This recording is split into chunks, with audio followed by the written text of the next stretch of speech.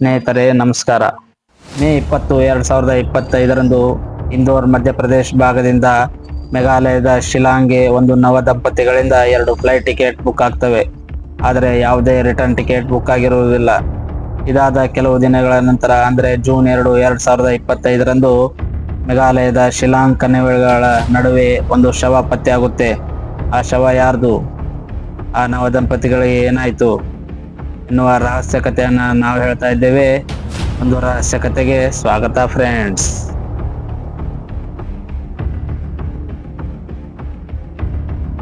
ಸ್ನೇಹಿತರೆ, ಈ ನವದಂಪತಿಗಳ ಹೆಸರು ರಾಜಾ ರಘುವಂಶಿ ಮತ್ತು ಸೋನಂ ರಘುವಂಶಿ ಎಂದು. ಈ ರಾಜಾ ರಘುವಂಶಿ ಇಂದೋರ್ನ ಮಧ್ಯಪ್ರದೇಶದ ನಿವಾಸಿಯಾಗಿರ್ತಾನೆ. ಈ ಸೋನಂ ರಘುವಂಶಿ ಕೂಡ ಅದೇ ಮಧ್ಯಪ್ರದೇಶದ ನಿವಾಸಿಯಾಗಿರ್ತಾಳೆ. ಇವರು ಮ್ಯಾಟ್ರಿಮೋನಿಯಲ್ಲಿ ಪರಸ್ಪರ ಫ್ಯಾಮಿಲಿಯ ಒಪ್ಪಂದದ ಮೇರೆಗೆ ಮದುವೆ ಆಗ್ತಾರೆ. ಮೇ 20, 2025ರಂದು ಇವರು ಮೇಘಾಲಯದ ಶಿಲಾಂಗ್ಗೆ ಹನಿಮೂನ್ ಆಚರಿಸಲು ಹೋಗ್ತಾರೆ. ಅಲ್ಲಿ ಹೋಗಿ ಬಾಡಿಗೆ ಕೊಡುವ ಕಂಪನಿಯಿಂದ ಒಂದು ನೀಲಿ ಕಲರ್ ಸ್ಕೂಟಿಯನ್ನ ಬುಕ್ ಮಾಡ್ಕೊಳ್ತಾರೆ. ಈ ಸ್ಕೂಟಿಯನ್ನ ತೆಗೆದುಕೊಂಡು ಅವರು ಎಸ್ಟೇಟ್ಗೆ ಹೋಗ್ತಾರೆ. ಎಸ್ಟೇಟ್ನಲ್ಲಿ ಯಾವುದೇ ರೂಮ್ ಸಿಗುವುದಿಲ್ಲ. ಹಾಗಾಗಿ ಲಗೇಜ್ ಸ್ಟೋರನ್ನು ಮಾಡಿ ಇವರು ಆ ಸ್ಕೂಟಿಯನ್ನು ತೆಗೆದುಕೊಂಡು ಮೇಘಾಲಯದ ಶಿಲಾಂಗ್ಗೆ ಹೋಗುತ್ತಿರುವಾಗ ಇವರು ಒಬ್ಬ ಯಾತ್ರಿಕನ ಕ್ಯಾಮ್ರಾದಲ್ಲಿ ಸೆರೆಯಾಗಿರ್ತಾರೆ. ಈ ಸೆರೆಯಾದ ದೃಶ್ಯವೇ ಈ ಕೇಸ್ನ ಮುಖ್ಯ ಎವಿಡೆನ್ಸ್ ಆಗಿ ಮಾರ್ಪಾಡಾಗುತ್ತೆ. ಈ ಶಿಲಾಂಗ್ ಪ್ರಯಾಸ ಮಾಡುತ್ತಿರುವಾಗ ರಾಜಾ ರಘುವಂಶಿ ತನ್ನ ತಾಯಿಗೆ ಕರೆ ಮಾಡಿರ್ತಾನೆ. ಕರೆ ಮಾಡಿ, ಅಮ್ಮ ಇಲ್ಲಿ ನೆಟ್ವರ್ಕ್ ಸಿಗುವುದಿಲ್ಲ ಎಂದು ಮೊದಲೇ ಹೇಳಿರ್ತಾನೆ. ಹಾಗಾಗಿ ರಾಜಾ ರಘುವಂಶಿಯ ತಾಯಿ ಇವರು ಮಿಸ್ಸಿಂಗ್ ಆದ 3 ದಿನವಾದರೂ ಕಂಪ್ಲೇಂಟ್ ಮಾಡಿರುವುದಿಲ್ಲ. ಕಡೆಗೆ ಫೋನ್ ತಗುಲುತ್ತಿಲ್ಲ ಎಂದು ಮಿಸ್ಸಿಂಗ್ ಫೈಲ್ ಆಗುತ್ತೆ. ಇದಾದ ಕೆಲವು ದಿನಗಳ ನಂತರ ಪೊಲೀಸರು ಈ ಸ್ಕೂಟಿಯನ್ನ ಹುಡುಕಾಡಲು ಪ್ರಯತ್ನ ನಡೆಸುತ್ತಾರೆ. ಹುಡುಕಿದ ಮಾತ್ರ ಇದು ಸೊಹರಾ ಎಂಬುವ ಊರ ಹತ್ತಿರ ಈ ಸ್ಕೂಟಿ ಪತ್ತೆಯಾಗುತ್ತೆ.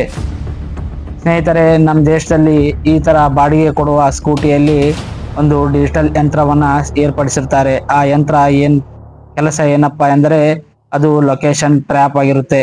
ಈ ಸ್ಕೂಟಿ ಎಲ್ಲೇ ಹೋದರೂ ಲೊಕೇಶನ್ ಟ್ರ್ಯಾಪ್ ಮಾಡುವ ಕೆಲಸ ಮಾಡ್ತಾ ಇರುತ್ತೆ. ಈ ಸ್ಕೂಟಿ ಒಮ್ಮೆ ವಾ ಖಾಬಾ ಫಾಲ್ಸ್ ಅಂದರೆ ಶಿಲಾಂಗ್ನ ಹತ್ತಿರದ ವಾ ಖಾಬಾ ಫಾಲ್ಸ್ ಹತ್ತಿರ ಒಂದು 15 ನಿಮಿಷಗಳ ಕಾಲ ನಿಂತಿರುತ್ತೆ. ಈ ಸ್ಕೂಟಿ ಇಲ್ಲೇಕೆ ನಿಂತು? ಹಾಗಾದರೆ ಇಲ್ಲಿ ನಿಂತು ಇವರಿಗೆ ಮಾಡಿದ್ದಾದರೂ ಏನು ಎಂದು ಪೊಲೀಸರು ಪತ್ತೆ ಹಚ್ಚಲು ಆರಂಭಿಸ್ತಾರೆ. ಈ ಮೇಘಾಲಯದ ಶಿಲಾಂಗ್ನಲ್ಲಿ ಲೋಕಲ್ ಗೈಡ್ಗಳ ಸಹಾಯದಿಂದ ಈ ದಂಪತಿಗಳನ್ನು ಯಾರಾದರೂ ನೋಡಿದ್ದೀರಾ ಎಂದು ಕೇಳಿದಾಗ ಒಬ್ಬ ಲೋಕಲ್ ಗೈಡ್ ಹೇಳ್ತಾನೆ, ನಾ ಈ ದಂಪತಿಗಳನ್ನ ನೋಡಿದ್ದೆ. ಇವರ ಜೊತೆ ಇನ್ನೂ 3 ಯಾತ್ರಿಕರು ಇದ್ರು. ಅವರು ಯಾರೆಂದು ನನಗೂ ಗೊತ್ತಿಲ್ಲ ಎಂದು ಹೇಳುತ್ತಾನೆ. ಈ 3 ಯಾತ್ರಿಕರು ಯಾರು ಎಂದು ಪತ್ತೆ ಹಚ್ಚಿದಾಗ ಪೊಲೀಸರಿಗೆ ಆ ಊರಿನ ವಿಶಾಲ್ ಚೌಹಾಣ್, ಆನಂದ್ ಕುರ್ಮಿ, ಆಕಾಶ್ ರಜಪೂತ್ ಎಂಬ 3 ಅದೇ ಯಾತ್ರಿಕನ ಕ್ಯಾಮ್ರಾದಲ್ಲಿ ಸೆರೆಯಾಗಿದ್ದಾರೆ. ಆ ಫುಟೇಜ್ ಪೊಲೀಸರ ಕೈವಶವಾಗುತ್ತೆ. ಈಗ ಈ ವಿಶಾಲ್ ಚೌಹಾಣ್, ಆನಂದ್ ಕುರ್ಮಿ ಮತ್ತು ಆಕಾಶ್ ರಜಪೂತ್ ಯಾರು ಎಂಬುವ ತನಿಖೆ ಆರಂಭವಾಗುತ್ತೆ. ಆರಂಭವಾದ ತಕ್ಷಣ ಇಲ್ಲಿ ನಾವು ಸ್ವಲ್ಪ ಫ್ಲಾಶ್ ಬ್ಯಾಕ್ ಹೋಗ್ಬೇಕಾಗುತ್ತೆ. ಈ ಸೋನಂ ರಘುವಂಶಿಗೆ ಒಬ್ಬ ಪ್ರಿಯತಮನಿರ್ತಾನೆ. ಅವನ ಹೆಸರು ರಾಜ್ ಕುಶ್ವಾ. ಈತ ಈ ಸೋನಂ ರಘುವಂಶಿಯನ್ನ ಪ್ರೀತಿಸ್ತಿರ್ತಾನೆ. ಹಾಗಾಗಿ ಈ ಸೋನಂ ರಘುವಂಶಿ ಈ ರಾಜ್ ಕುಶ್ವಾಗೆ, ಈ ನನ್ನ ಗಂಡನನ್ನು ನಾನು ಹನಿಮೂನ್ ಯಾತ್ರೆಗೆ ಕರೆದುಕೊಂಡು ಬರ್ತೇನೆ, ಅಲ್ಲಿ ಇವನ ಕಥೆಯನ್ನು ಮುಗಿಸಿಬಿಡಿ ಎಂದು ಡೀಲ್ ಕೊಟ್ಟಿರ್ತಾಳೆ. ಈ ಡೀಲ್ ಅಲ್ಪ ಪ್ರಮಾಣದ ಮೊತ್ತದಾಗಿರುತ್ತದೆ. ಆದರೆ ಈ 3 ಆತನ ಕೊಲೆಯನ್ನು ಮಾಡಲು ವಿಫಲರಾಗುತ್ತಾರೆ. ಆದ್ದರಿಂದ ಆಕೆ ಈ ಡೀಲ್ನ ಮೊತ್ತ ಹೆಚ್ಚಿಸಿ 20 ಲಕ್ಷ ಆಫರ್ ನೀಡ್ತಾಳೆ. ಆವಾಗ ಈ 3 ವಾ ಖಾಬಾ ಫಾಲ್ಸ್ ಹತ್ತಿರ ಆತನ ಕೊಲೆ ಮಾಡಿ ಅದೇ ಕಣಿವೆಯಲ್ಲಿ ಆತನ ಶವವನ್ನು ಎಸೆದು ಹೋಗ್ತಾರೆ. ಈಗ ಪೊಲೀಸರಿಗೆ ಒಂದೇ ಪ್ರಶ್ನೆ, ಈ ಇಬ್ಬರು ಕಾಣೆಯಾದದ್ದಾದರೂ ಎಲ್ಲಿ? ಪೊಲೀಸರು ಮೊದಲು ಏನೆಂದು ಭಾವಿಸುತ್ತಾರೆ ಎಂದರೆ ಈ 3 ಇವರನ್ನ ಕೊಲೆ ಮಾಡಿ ಇವರ ಹತ್ತಿರ ಇರುವ ವಸ್ತುಗಳನ್ನ ಕಬಳಿಸಿ ಪರಾರಿಯಾಗಿದ್ದಾರೆಂದು. ಕೆಲವು ದಿನಗಳ ನಂತರ ಆ ಕಣಿವೆಯಲ್ಲಿ ಸರ್ಚ್ ಆಪರೇಷನ್ ನಡೆಸಿದಾಗ ಅವರಿಗೆ ಒಂದು ಶವ ಪತ್ತೆಯಾಗುತ್ತೆ. ಈ ಶವವನ್ನ NDRF ನವರು ಸರ್ಚ್ ಮಾಡಿ ಪತ್ತೆ ಹಚ್ಚಿರ್ತಾರೆ. NDRF ಎಂದರೆ ನ್ಯಾಷನಲ್ ಡಿಸಾಸ್ಟರ್ ಫೋರ್ಸ್ ಎಂದರ್ಥ. ಇವರು ಪತ್ತೆ ಹಚ್ಚಿದಾಗ ಈ ಶವ ಕೊಳೆತು ಹೋಗಿರುತ್ತದೆ.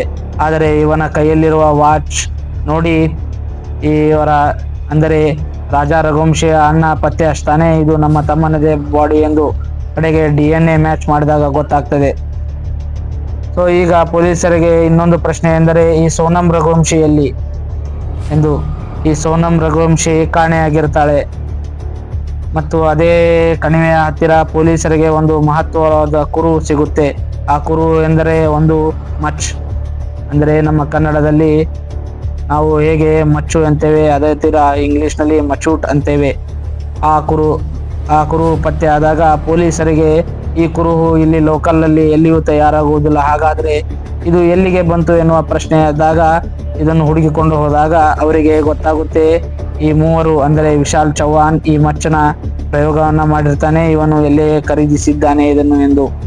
ಸೊ ಈಗ ಅವರು ಮೂವರನ್ನು ಹುಡುಕಲಾರಂಭಿಸಿದಾಗ ಅವರು ತಮ್ಮ ಊರಿನಲ್ಲಿರ್ತಾರೆ.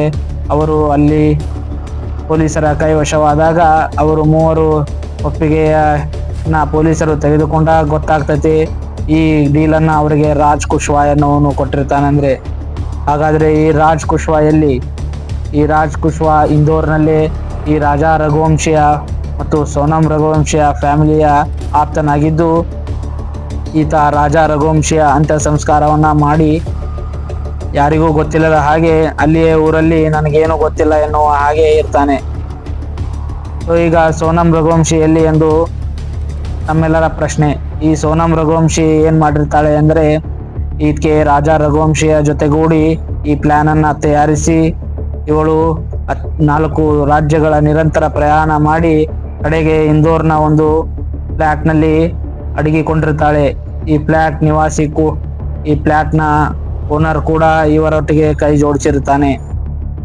ಸೊ ಈಗ ಇವಳು ಈ ಪ್ಲಾನ್ ಪೊಲೀಸರಿಗೆ ಗೊತ್ತಾದಾಗ ಈ ರಾಜ್ ಕುಶ್ವಾದ ಸಹಾಯದ ಮತ್ತು ಸಲಹೆ ಮೇರೆಗೆ ಇವಳು ಉತ್ತರ ಪ್ರದೇಶದ ಗಾಜಿಯಾಬಾದ್ನ ಒಂದು ಧಾಬಾದಲ್ಲಿ ಪತ್ತೆ ಆಗ್ತಾಳೆ.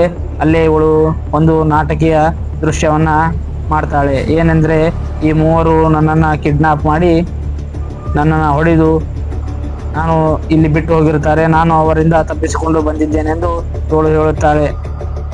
ಪೊಲೀಸರು ಸ್ವಲ್ಪ ತಮ್ಮ ಸ್ಕ್ರೂ ಡ್ರೈವರ್ ಅನ್ನ ಟೈಟ್ ಮಾಡಿದ ತಕ್ಷಣ ಇವಳು ತನ್ನ ಕ್ರೈಮ್ ಅನ್ನು ಒಪ್ಪಿಕೊಳ್ತಾಳೆ. ಈಗ ರಾಜಾ ರಘುವಂಶಿ ಮತ್ತು ಈ ಸೋನಂ ರಘುವಂಶಿ ಕತೆ ಬಯಲಾಗ್ತದೆ. ಇಲ್ಲಿ ಏನು ಗೊತ್ತಾಗ್ತದೆಪ್ಪ ಅಂದ್ರೆ, ನಮಗೆ ಅಪರಾಧಿಗಳು ಎಷ್ಟೇ ಮಹತ್ತರವಾದ ಅಪರಾಧವನ್ನೇ ಸಿಗಿದ್ರು ತಮ್ಮ ಒಂದು ಸಣ್ಣ ಕುರು ಮತ್ತು ತಮ್ಮ ಸಣ್ಣ ಒಂದು ತಪ್ಪುಗಳಿಂದ ಕಾನೂನಿನಿಂದ ತಪ್ಪಿಸಿಕೊಳ್ಳಲಾಗುವುದಿಲ್ಲ. ಸೊ ಯಾರು ಈ ತರ ಪ್ರಯತ್ನವನ್ನ ಮಾಡಬೇಡಿ. ಸಮಾಜದ ಮೇಲೆ ಇರುವ ನಿಮ್ಮ ನಂಬಿಕೆಯನ್ನು ಉಳಿಸಿಕೊಳ್ಳಿ ಮತ್ತು ಸಮಾಜದ ಪ್ರಗತಿ ನಿಮ್ಮ ಜವಾಬ್ದಾರಿಯನ್ನ ಮೆರೆಯಿರಿ. ಸೊ ಇದೇ ರೀತಿ ರಹಸ್ಯವಾದ ಕಥೆಗಳನ್ನ ನಾನು ಮುಂದೆ ಇಡ್ತಾ ಇರ್ತೀನಿ. ನಮ್ಮ ಚಾನಲ್ನ ಸಬ್ಸ್ಕ್ರೈಬ್ ಮಾಡ್ಕೊಳ್ಳಿ ಮತ್ತು ಶೇರ್ ಮಾಡಿ.